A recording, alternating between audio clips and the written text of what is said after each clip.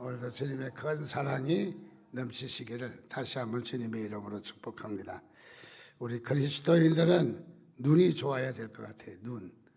왜냐하면 성경 말씀에 보니까 눈이 있어도 볼 줄 모른다. 또 귀가 있어도 듣지 못한다 하는 말씀을 있는 것을 보면서 우리가 바른 걸 볼 수 있으려면 눈이 좋아야 되고, 또 바른 것을 들으려면은 우리가 듣는 귀가 있어야 된다 하는 생각을 가져봅니다.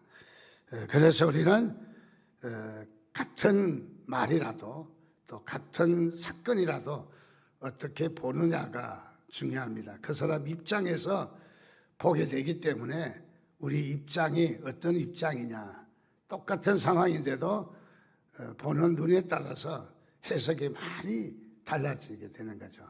우리 그리스도인들 좋은 것 보시기 바랍니다. 좋은 말 하시기 바랍니다. 그리고 좋은 우리 것을 들으시기 바랍니다. 그래서 꼭 이렇게 단점이고 좋지 않는 것 들으려고 하지 마시고 좋은 것 들으세요. 그래서 좋은 말 하십시오. 그러면은 우리에게도 그와 같이 복이 넘치게 되는 줄 믿으시기를 주님의 이름으로 축원드립니다. 오늘 마태복음 1장 지난주에 이어서 오늘 마태복음 1장 누가 누구를 낳고 제일 많은 글씨가 낳고인 것 같습니다. 그래서 이 예수님의 족보에 대해서 이렇게 기록되어 있는 말씀을 봅니다. 자, 특별히 예수님의 족보를 가지고 무엇을 보느냐, 예수님은 어떤 분으로 오셨는가 하는 것을 말해주는 거죠. 그래서 족보가 단순하게 어디서 낳고 하는 얘기가 아니라 예수님은 어떤 분으로 이 땅에 오셨는가 하는 것을 가르쳐주는 그런 부분이라고 생각합니다. 예수님은 유대인의 왕으로 오셨습니다. 유대인만 위한 것이 아니고 만왕의 왕으로 오셨습니다. 그래서 우리는 그분이 왕 되심을 우리가 고백해야 됩니다. 날마다 우리가 그분 앞에 고백하는 것은 그분은 왕이시다. 그래서 우리는 왕이 아니다. 내가 스스로 왕이라고 생각해 갈 수 있지만은 나는 왕임을 포기하는 겁니다. 그분 앞에 그분이 왕 되심을 우리가 높여드리고, 그분이 왕이신 사실, 왕이라는 사실은 그분의 다스림을 받겠다는 거예요. 우리는 그분의 다스림, 내가 나를 다스리지 않고 나는 그분의 다스림을 받겠다. 그래서 그분에게 순종하고 또 그분의 왕이심을 선포하는 것이 마땅한 우리의 삶입니다. 그렇습니다. 예수 그리스도는 유대인의 왕으로 오셨습니다. 그래서 이 마태복음은 일명 별명의 복음, 왕의 복음이다 하는 별명을 가지고 있어요. 마태복음에는 예수 그리스도 왕이심을 드러내는 거죠. 그래서 왕의 복음이다 그렇게 말하고 있습니다. 자, 예수 그리스도는 왕이십니다. 왕이신 주님을 높여드리시기를 주님의 이름으로 축원드립니다. 그래서 우리는 마땅히 해야 될 일이 있는데, 그것이 뭐냐면 예수 그리스도가 왕이시다라는 것을 선포해야 돼요. 모르는 사람에게도 알게 하고, 또 내가 그렇게 선포함으로 말미암아 내가 마음에 다짐을 이룰 수 있는 거예요. 우리가 말을 함으로 생각이 정리가 되기도 하고, 생각이 정리가 돼서 말을 하기도 하는데, 우리가 이렇게 선포하면은 우리 자신도 그분이 왕이심을 우리가 마음에 굳게 다짐하게 된다는 거죠.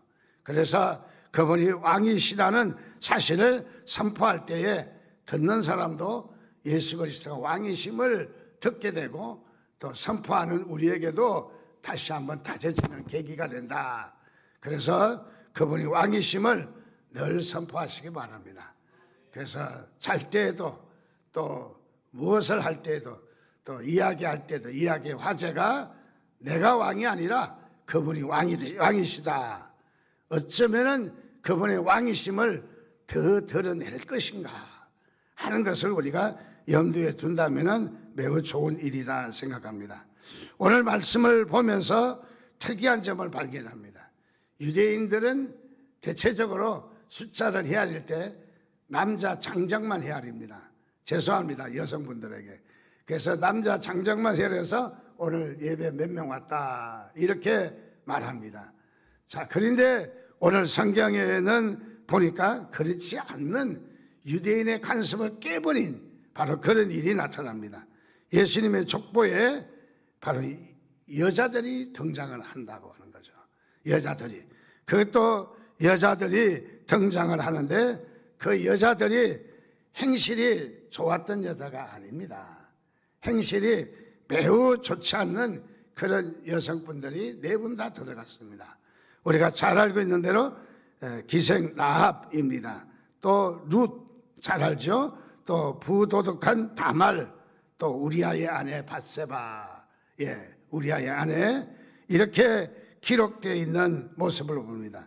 라합은 여리고의 기생으로서 두 정탐꾼을 숨겨준 바로 그런 인물이고, 룻은 모압 지방의 이 두 아들과 이 남편과 이 한 가족이, 나오미의 한 가족이 모압으로 흉년을 피해서 모압 지방으로 갔다가 남편도 죽고 아들 둘도 죽고 이제 혼자 남았습니다.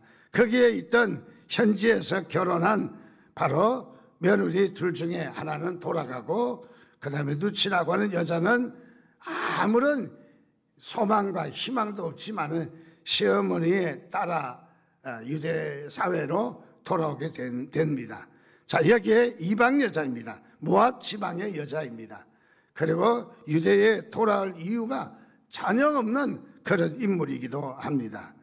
그리고 여기에 다말은 누굽니까? 다말은 우리가 잘 알고 있는 다윗의 아들 중에 바로 배다른 형제 암논이 다말을 겁탈을 해서 그야말로 이 피비린내가 나는 전쟁을 하게 되는 그런 모습이죠.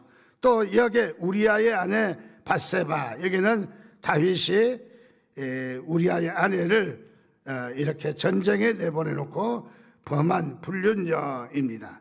한결같이 여기에 기록된 4명은 부정하고 또 이렇게 좋지 않는 그런 인물임이 틀림없습니다.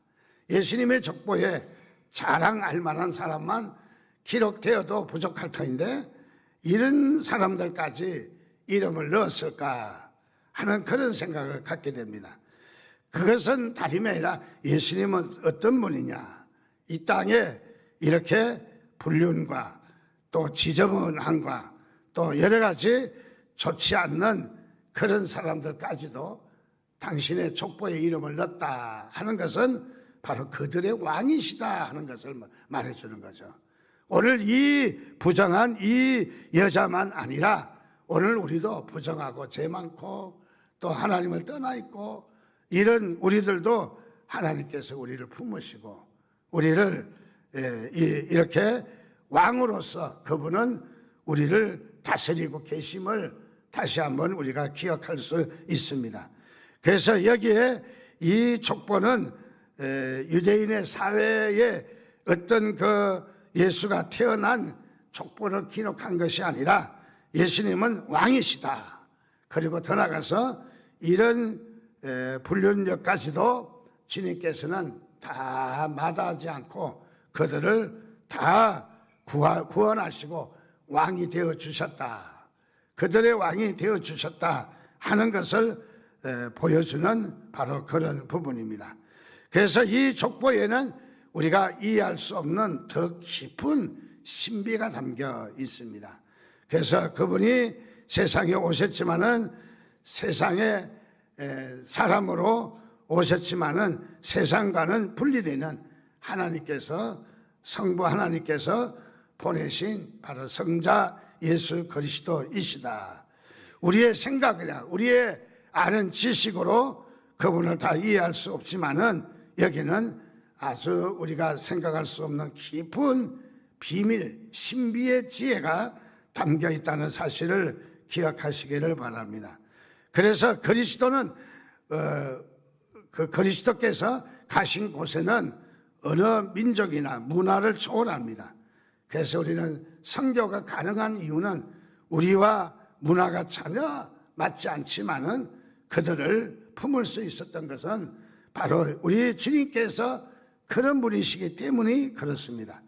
그리스도를 통해서 모든 민족과 인종이 하나가 될 수가 있고, 언어가 다르고 풍습이 다르고 관습이 달라도 또 인종이 달라도 그리스도가 계신 곳에는 교제가 가능하다는 거죠. 그래서 우리 믿음 안에 있는 사람들은 우리는 오래간만에 만나도 또는 아니면은 처음 만난다 할지라도 반갑고, 그리고 친근감이 느껴지고 가까움이 느껴지는 것은 예수 그리스도 안에서 우리가 하나라는 사실을 보여준 부분입니다. 대체적으로 유학을 가면은 돈 없이 유학 간 사람들이 있죠. 특별히 미국에 유학 간 신학생들이, 돈이 없는 학생들이 많이 있습니다. 그래서 많은 어려움을 겪고 힘든 가운데 학비를 내지 못하고 고생스럽게 유학하시는 분들이 많이 있습니다. 이때에 이 친구들이 100불, 200불 또는 뭐 몇십 불이라도 적은 돈이지만은 이렇게 주머니에 넣어주는 것을 보면 감동적이고, 야, 어떻게 해서 저런 사랑이 나올까? 본인도 재정이 부족한데 저렇게 나눌 수 있을까? 그렇게 나눌 수 있는 것은 바로 다름이 아니라 우리는 그리스도 안에서 그리스도를 왕으로 모신 하나이다는 사실을 우리가 잘 기억하기 때문입니다. 그래서 때에 따라서는 원주민의 미국 학생들에 의해서 식사를 공급받기도 하고, 또 뭐 어떤 고장이 나서 돌아가지 않는 선풍기나 에어컨을 사주기도 하고, 그리고 망가진 어떤 문을 고쳐주기도 하고, 그런 일들을 서로 돕고 필요를 채워주는 형제애는 어디서 나오는가? 바로 예수가 왕이시다. 우리가 예수 그리스도가 왕이시다는 것을 우리가 하나로 믿고, 또 그러기 때문에 우리는 서로 친근감이 있고, 또 우리가 서로가 하나가 될 수 있다 하는 것을 말해주고 있습니다. 그렇습니다. 예수 그리스도가 있는 곳에는 우리는 바로 갈등이나 부담이나 어색함이 없이 바로 서로가 교제가 가능한 것은 예수 그리스도는 만왕의 왕 또는 우리의 왕이시다 하는 것을 보여주신 분이십니다. 자, 오늘 말씀에도 보니까 17절 말씀에 보니까 그런즉 모든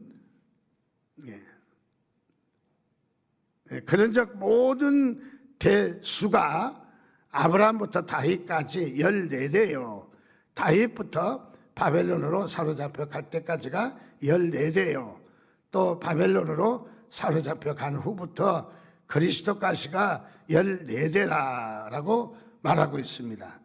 여기에 특별히 이스라엘 역사를 이 세 시대로 기록하고 있습니다. 즉 아브라함부터 다윗까지, 다윗부터 바벨론까지, 바벨론부터 여기에 그리스도까지 세대를 셋으로 구분하고 있다는 것입니다. 여기에 시대를 이렇게 구분하고 예수 그리스도가 마지막에 등장한 것은 예수님은 모든 시대를 품으시는 하나님이시다 하는 것을 말해주고 있습니다. 그래서 예수님이 오시기 전에, 이전의 사람들은 어떻게 구원받습니까? 우리 주님은 못하실 일이 없으신 분이시기 때문에 구원하기에 조금도 부족함이 없는 줄 믿습니다. 그래서 예수 그리스도가 오신 이전이나 이후나 글씨 하나만 바꾸면 돼요. 이 글씨 하나 바꾸면은 뜻이 확 달라지죠. 그런데 여기도 예수 그리스도의 오신 예수를 믿느냐, 오실 예수를 믿느냐, 별로 차이가 나지 않아요. 우리가 많이 나는 것처럼 보이지만은 예수님이 오시기 전에 죽은 사람은 어떻게 될까요? 걱정 없습니다. 그것도 주님께서 다 구원해 주실 줄 믿습니다. 그래서 여기에 시대를 세 부분으로 나눈 것은 모든 세대를 다 통합한다. 모든 세대에 다 예수 그리스도의 구속의 사역이 다 효과가 나타난다, 효력이 발생한다 하는 것을 말해주고 있습니다. 여기에 특별히 첫 번째로 아브라함부터 다윗까지가 14대라 이야기하는데, 아브라함은 누굽니까? 믿음의 조상입니다. 자, 믿음으로 한 민족을 이루었다 하는 것을 말해주는 것이죠. 자, 여기에서 첫 번째 나타난 이스라엘의 시대의 특징은 아브라함으로부터 다윗까지 14대를 이야기합니다. 이 시대는 믿음의 원리가 나타나는 시대예요. 믿음의 원리. 그것은 무엇이냐면, 아브라함은 어떤 사람입니까? 믿음의 조상입니다. 아브라함은 아무것도 보잘것없는, 그래서 아무것도 의지할 것 없는 갈대아 우르를 떠나서 믿음 하나만 가지고 가나안 땅으로 오고, 그리고 정처 없이 어디 눈에 보이는 것도 없고 손에 잡히는 것도 없고 우리의 귀에 들려지는 것도 없지만은, 아브라함은 믿음으로 순종하고 믿음으로 또 걸어가고 믿음으로 자신의 자취를 옮겼다는 거죠. 또 아브라함은 전쟁을 또 재앙을 만나기도 하고 고생을 하기도 했습니다. 그런 가운데 아브라함은 믿음으로 싸웠다는 거죠. 믿음으로 오로지 초지일간 믿음으로 도전하고 믿음으로 일어서서 믿음의 삶을 살았다 하는 것을 말해주고 있습니다. 그것은 뭐냐면은 아브라함의 후손인 우리를, 그래서 우리는 아브라함이 믿음의 조상이라고 그러는데, 믿음의 조상 아브라함의 후손인 우리는 다시 말하면 아브라함처럼 믿음으로 승리할 것을 믿습니다. 그래서 우리는 그리스도께서 어떤 그리스도이신가 라는 것을 말해줍니다.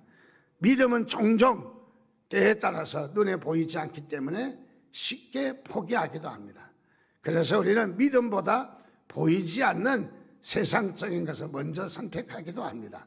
그래서 믿음으로 결단하기보다 우리가 돈이나 세상의 어떤 풍습이나 유행을 더 따라갈 때도 있다는 것이죠.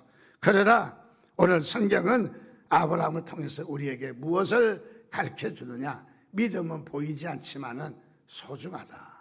믿음은 우리에게 눈으로 보이지 않지만은, 귀로 들려지지 않지만은, 그러나 믿음은 소중하다는 것을 가르칩니다.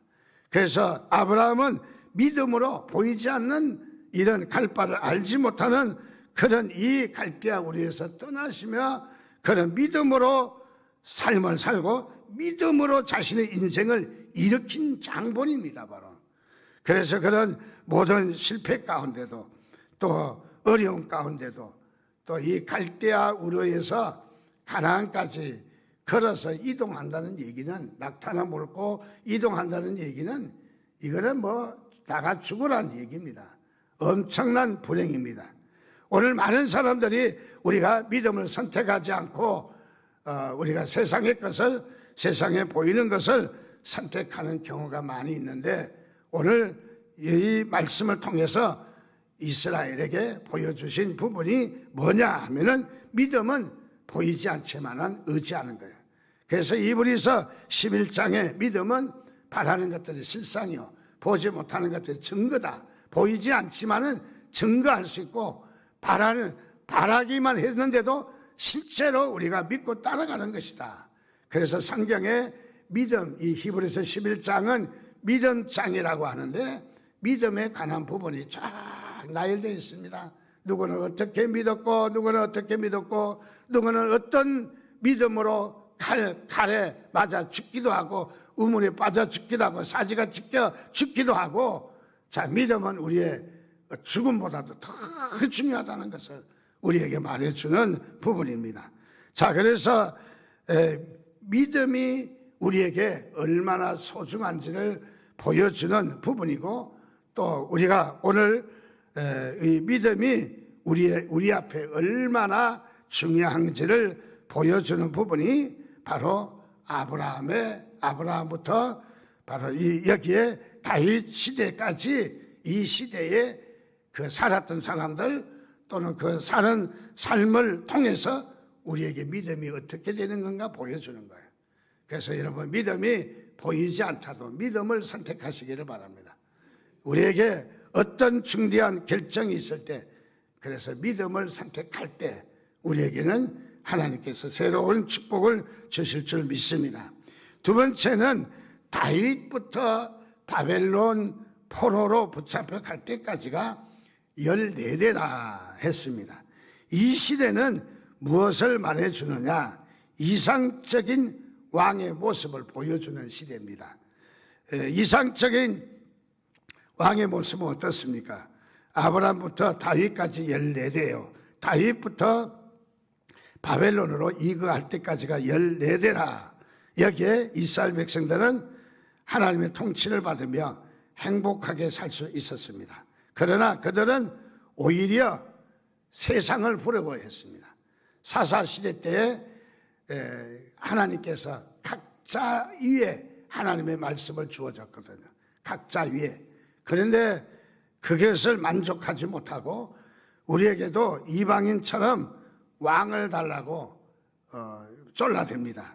안 된다고 사무엘 선지자가 이야기해도 우리에게도 저 다른 나라처럼 미리 군인을 준비하고 군사를 무장을 시키고 그리고 훈련을 시켜서 나라에 강한 나라가 되기로 대비하면서 그럴 왕이 필요하다는 거예요.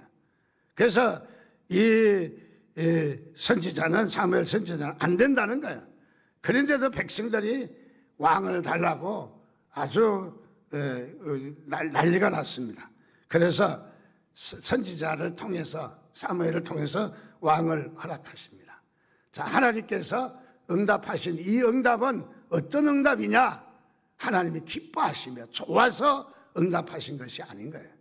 우리 가끔가다 어렸을 때 쫄라대잖아요. 아빠한테 쫄라대니까 야, 자식아 그만둬. 얻어맞을까 봐 안 쫄라댑니다. 누구한테 쫄라댑니까? 엄마한테 쫄라댑니다. 엄마 사줘야 됩니다. 안 된다. 야, 살 수 없다. 아니에요. 사줘야 돼요. 그래서 애들 가다 시장에서 떼부린 애들 있잖아요. 막 뒹굴뒹굴. 저도 어렸을 때 이거 뒹굴뒹굴을 잘했나 봐요. 그래서 어렸을 때 저 녀석은 맨날 뒹굴뒹굴 하던 놈이라고 그래서 고향을 잘 가기가 싫어요. 저는요. 어쨌든 떼를 부리잖아요. 여기에 하나님께서도 우리에게 쫄라대면 응답하실 수도 있다. 그러나 그 응답은 합당한 응답이 아니라는 거예요.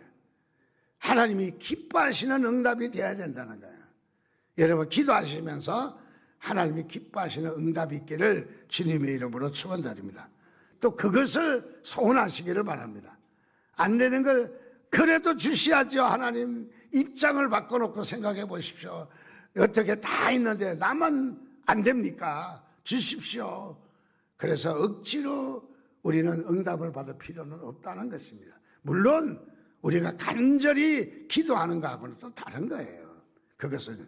그래서 이스라엘 백성들이 왕을 달라고 하니까 하나님께서 사무엘을 통해서 왕을 주십니다.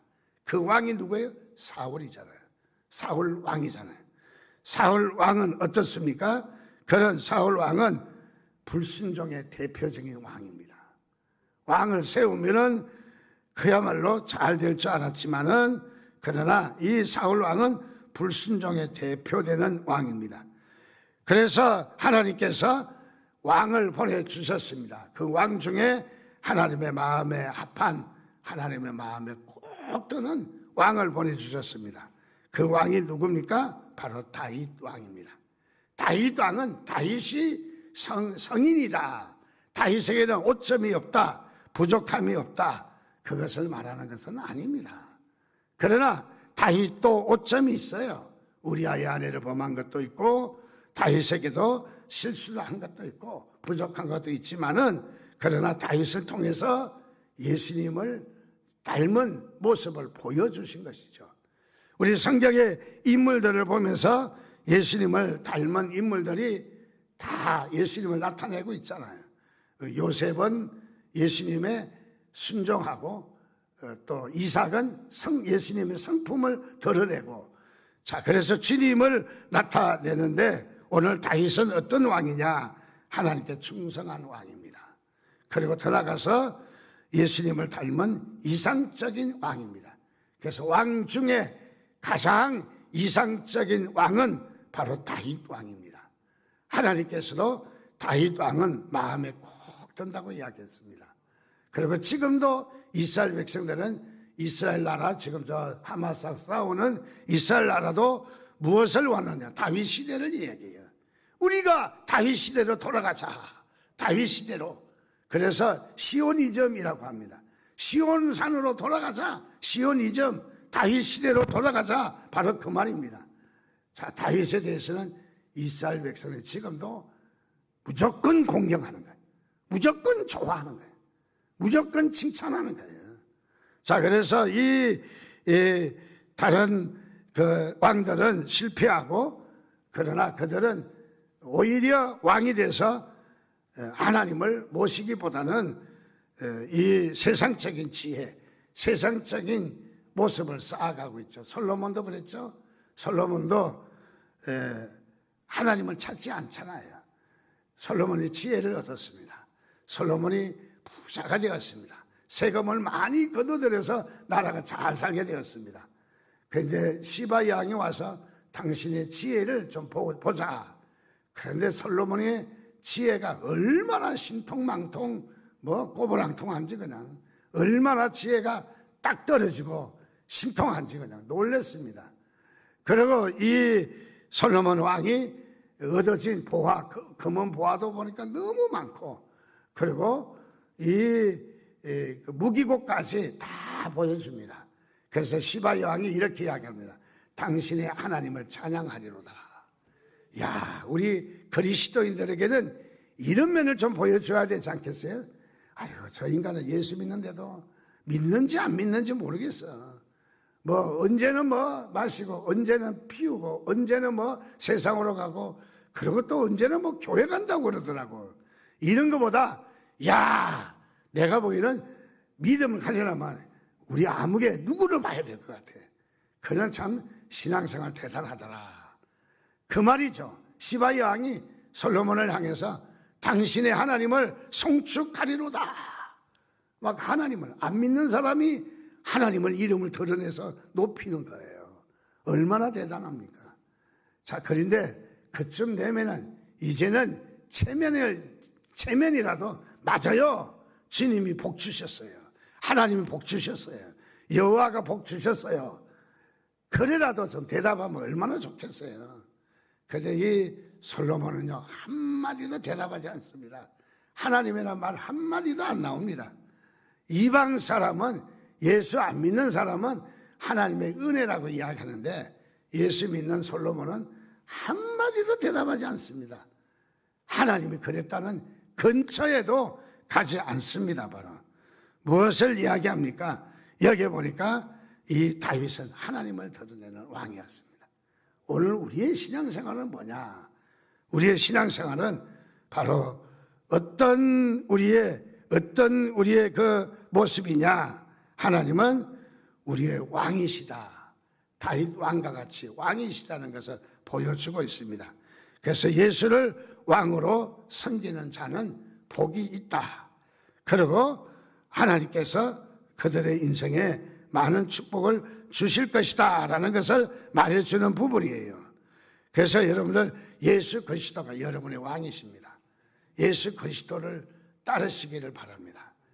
여러분, 눈에 보이지 않아도, 잡히지 않아도 우리는 하나님을 따라가는 것입니다. 자, 그래서 진정한 우리의 왕은 바로 하나님이시다 하는 것을 보여줍니다. 세 번째는 바벨론으로부터 그리스도까지가 14대라 했습니다. 이때 시대의 특징은 어떤 특징이냐면 하나님의 버림받은 백성의 모습이 나타납니다. 하나님의 백성이라고 해서 마냥 좋은 일만 나타나지 않는다는 거예요. 그러나 우리는 때에 따라서 버림받을 때도 있지만은, 그러나 버림받은 것이 전부가 아니라는 거죠. 전부가 아니라는 겁니다. 우리가 1907년 우리 한국교회가 엄청난 부흥의 불길이 일어났습니다. 학교에서 수업하다가 주야, 죄를 지었나이다, 고등학생들이 막 이 옷을 찢으면서 하나님 잘못했습니다. 이렇게 했습니다. 저는 이런 잘못이 있습니다. 울고불고 난리가 나고 목포에서부터 보나리 개딸이 이 짐 하나 싸가지고 평양에 부흥회 간다고 걸어서 또 마차를 타고 또 뭐 어떤 뭐 교통수단을 이용해서 부흥회를 참석한다고. 부흥회. 오늘 우리 교회는 여수아 프로젝트 한다고 해도 잘 안 나오는데 이때는 뭐 목포에서 뭐 평양까지 뭐 그냥 걸어서 마차를 타고 뭐 이렇게 해서 부흥회 참석한다고. 그때 부흥회는요 보름간 한 달간 있어요. 얼마나 대단한 역사입니까? 자, 그래서 우리가 1907년에 부흥회 불길이 일어났어요. 그런데 부흥회 불길이 일어나자 3년 뒤에 뭐가 일어났어요? 3년 뒤에 1910년 한일합방이 일어났어요. 한일합방. 일본에게 먹히는 하나, 일본은 우리와 하나다 하고 합쳐졌습니다. 여기에 대단한 하나님의 이유가 두 가지가 있다고 생각합니다. 첫째는 일본의 신사참배, 우상의 물결이 들어올 때 거기에 절하지 않도록 하나님께서 이미 1907년에 기름 부으셔서 은혜 부으셔서 믿음을 키우신 거예요. 한국 사람들의 믿음을 키운 거예요. 그래서 신사참배 버텨라, 신사참배 하지 마라, 우상 섬기지 마라 하는 하나님의 은혜를 주신 거예요. 또 하나는 우리가 또 상당히 일본을 애찬하는 것은 아니지만은 또 하나는 이거는 지금까지 어떤 학자도 이야기하지 않은 학설이에요. 하나님께서 우리를 일본에다 보호하신 거예요. 일본이라는 거리에다가 이스라엘 백성들이 이집트라는 그 애굽이라는 대나라에다가 하나님께서 보호하시잖아요. 보호하셔서 여기에 요셉을 총리 대신으로 그 다음에 형제간들을 데려다가 인구가 급성장하게 만들잖아요. 만약에 아무도 알아주지 않는 이 들판에서 우리가 하나님의 백성 유대인이다 하면은 뭐 쳐들어와서 뭐 박살났을 거예요. 그런데 애굽에다가 강한 철통 같은 애굽에다가 보호하셔서 이스라엘 백성들을 번성하게 하신 거예요. 그래서 나중에는 홍해를 건너서 나오게 하시는 하나님의 놀라운 역사가 있었던 것이죠. 그럼 무엇이냐? 한국 사람들을 하나님께서 일본이라는 그릇에다 보호하신 것이 뭐냐? 그때 당시 우리는 남노당에 의해서 이미 북한이에요. 자, 공산당이에요. 이미 우리나라는. 그래서 박헌영이나 또는 뭐 이런 인물들을 통해서, 그리고 심지어는 부흥사 중에도 김익두라는 부흥사는요 깡패 출신이에요. 깡패 출신인데 깡패 출신답게 또 집회도 잘해요. 은혜도 뭐 얼마나 많은지. 우리 한국교회도 깡패 출신 목사들 있잖아요. 그냥 부흥회 하면은 교인들 눈동자 돌아가지도 못하게 딱 잡아놓고 하나님 말씀 딱 전하니까 쏙쏙 들어가죠. 뭐. 옆에 바라볼 시간도 없어요. 옆에 바라봤다가는 난리가 납니다. 그러면서 아주 꽉 휘어잡고 하나님의 말씀을 전하는 그런 부흥사도 있어요. 자, 김익두라는 이런 목사님은 참 대단한 인물입니다. 그런데 남노당에 진행되는 사항을 볼 때 진짜는 우리 같이 벌어서 같이 먹고 살자. 그게 뭐냐, 공산당 사상 아니에요. 그러니까 좋아서 갔습니다. 이 김익두, 그 다음에 강양욱 목사. 이 강양욱 목사도 대단한 인물이거든요. 그런데 김일성의 외삼촌입니다. 북한에 가서 공산당에 가서 나라가 좋은 줄 알았지만은 결국은 무엇이냐면 다 제밥이 되고 말았습니다. 하나님께서도 우리나라에 1907년 부흥을 주셔서 한일합방이 왔는데 이것이 부정적이긴 하지만은 잘못되기는 했지만은 하나님은 부정적인데도 또 일하시는 경우가 있더라고요. 그래서 우리를 공산당의 물결에서 보호하셨다. 그때가 국민의 70%, 80%가 공산당을 원했어요. 잘 모르니까 그냥 같이 벌어, 같이 먹고 산다 하니까 좋은 줄 알고 다 공산당 지지했어요. 공산당이요. 지금쯤 아마 그때 공산당으로 넘어갔으면 우리 배장로님도 여기 앉아 계시지 않고 아버지 탕가에 가서 계셨을 텐데 얼마나 공산주의, 얼마나 피비린내 나는 삶이에요. 하나님은 때에 따라서 우리를 버리신 것 같지만은 하나님은 더 큰 일을 하고 계시다 하는 것을 말해주는 부분입니다. 바벨론으로부터 그리스도까지는 어떤 시대입니까? 바벨론으로 이 포로로 붙잡혀갑니다. 그 다음에 이제 페르시아가 또 이 나라를 성경에는 바사라고 하죠. 바사. 지금 이란 민족입니다. 그래서 다시 이 바벨론을 점령합니다. 자, 그런 가운데서 이스라엘 백성들은 느헤미야나 학계 선지자를 통해서 성전을 다시 한번 짓기도 하고 청소하기도 하고 담장을 쌓기도 하고 그래서 버림받은 포로로서 1차 기환, 2차 기환, 3차 기환 찌끔찌끔 가서 죽고 남아있는 사람 불에 타고 뭐 처형당하고 죽기도 하고 이런 가운데서 바로 삶을 살았습니다.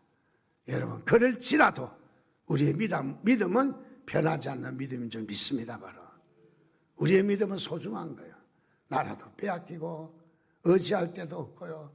어디 가서 참으로 얻어먹을 때도 없는 그런 형편없는 그런 상황 가운데서도 어쩌면 하나님의 버림받은 것 같은 그런 현실이지만은 하나님이 우리를 버리신 것이 아니라는 사실을 믿으시기 바랍니다. 그래도 우리의 하나님이시다. 그래도 하나님은 우리의 하나님이시다. 예수님께 제자들이 가서 질문합니다. 세금을 내야 됩니까? 말아야 됩니까? 그러니까 동전을 펼쳐봐라. 가이사의 그림이 있는데요. 그러니까 예수님이 가이사의 것은 가이사에게, 하나님의 것은 하나님에게 드리라. 국민으로서 세금을 내라. 그 말이죠. 그런데 여기에 가이사의 것에 강조점을 둔 것이 아니라는 거예요. 여기 성경을 읽을 때 이렇게 읽어야 돼. 가이사의 것은 가이사에게, 하나님의 것은 하나님에게, 이렇게 읽어야 된다는 거. 물론 아주 원본은 아닙니다. 제가 지금 읽은 무엇을 말하느냐? 하나님의 것을 강조한 말씀이라는 거예요. 하나님의 것을, 즉 다시 말하면 우리는 이 시대에 어려움이 있고 고난이 있고 또 나라를 빼앗기는 그런 시대도 있고 하나님이 없는 것 같은 그런 시대도 있지만은 그러나 그 가운데 하나님만 의지하라. 그게 믿음이라는 거죠. 그래서 오늘 그 믿음의 세계에 그 장본인이 누구냐? 바로 그것이 예수 그리스도의 세계다. 다윗의 자손 예수 그리스도의 세계다. 오늘 우리 예수 그리스도의 세계가 세상에 이방 종교, 이단만도 못하게 보일 때가 있을 거예요. 여러분, 얼마 전에 보니까 저 여의도에서 이단들이 난리가 났어요. 우리 정명석이 그룹. 정명석이 누군지 잘 알죠? 예. 그런데 여의도에서 몇 천명, 몇만 명이 모여가지고 옷도 똑같이 입고 세상에 우리 교회는 아무리 해도 줄 맞추지 못하는데 그 아스팔트 바닥에 군인들처럼 가로세로 줄 짝짝짝짝짝짝 맞춰가지고 뭐 집회를 하는데 어떻게 그 사람이 붙잡혀 가지 않았어요? 뭐 농락하고 뭐 여기서 붙잡혀 갔다는 얘기가 들었는데 나와서 설교하고 있더라고요. 더듬더듬 하면서 설교하고 있더라고요. 자, 우리는 믿음을 잃지 않기를 바랍니다. 여러분, 믿음을 그야말로 값싼 믿음, 싸구려 믿음으로 팽개치지 않기를 바랍니다. 어떤 사람은 믿음 생활을 그렇게 잘하다가도 어느 순간에 가서는 아주 싸구려 값싼 믿음 걸레 취급을 해요. 헌신짝 버리듯이 버리는 사람들 많이 있어요. 비록 나라도 없고 얻어먹을 데도 없는 이런 우리에게 말할 수 없는 어려움이지만 그래도 믿음 지키라는 거예요. 믿음 지키라는 거예요. 믿음은 바로 바라는 것들은 실상이라는 거예요. 믿음은 그게 하나님이 우리에게 주신 축복이라는 거예요. 그래서 예수 그리스도는 그 믿음의 주인공이라는 거예요. 그분으로 말미암아 우리가 우리의 믿음이 그리스도 세계가 연관이 되어진다. 그래서 결국은 뭐냐면 예수 그리스도와 우리와 무슨 관계가 있는가? 관계성을 밝혀주는 부분이라고 생각합니다. 자, 그래서 오늘 우리는 하나님이 약속하신 왕으로 오셔서 이 땅에 영원한 왕국을 건설하실 그 예수 그리스도가 여러분의 주님이신 것을 믿으시기를 주님의 이름으로 축원드립니다. 우리 같이 기도하겠습니다. 한 목소리로. 하나님, 그렇습니다.